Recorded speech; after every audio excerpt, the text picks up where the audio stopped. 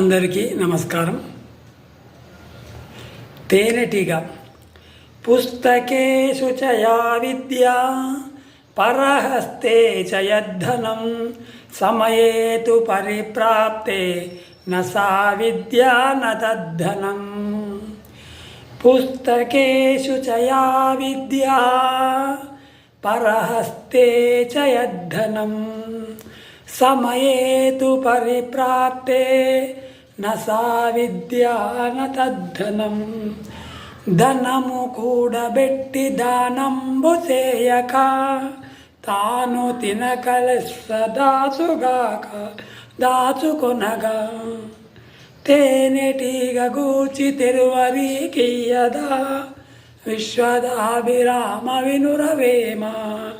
ధనము కూడబెట్టి దానంబు చేయక తాను తినకలెస్స దాచుకొనగా తేనెటీగ గూర్చి తెరువరీకియ్యదా విశ్వదాభిరామ వినురవేమ.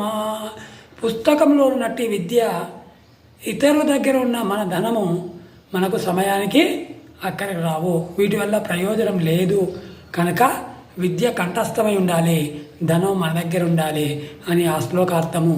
ఈ పద్యాలతో కొంచెం చెంది ధనము కూడబెడతాడు ప్రతి మనిషి కూడా ఆశతోటి. ధనం కూడబెట్టి దాన్ని ఏం చేయాలి? తానన్న తినాలి, తన వారికన్నా పెట్టాలి, దేనన్నా సేవలన్నీ చేయాలి. కానీ తాను తినక దాచిపెట్టి దాచి ఎవరికి ఇస్తారు అనేది మనకి ఇక్కడ తెలుస్తుంది. దేనిలాగా తేనెటీగ ఒకటి పూల మకరందాన్ని తాగి అది తేనె కూర్చి చివరికి ఎవరికి ఇస్తుందో ఎవరో వచ్చి దాన్ని తరిమేసి ఆ తేనెని తీసుకొని పోతారు.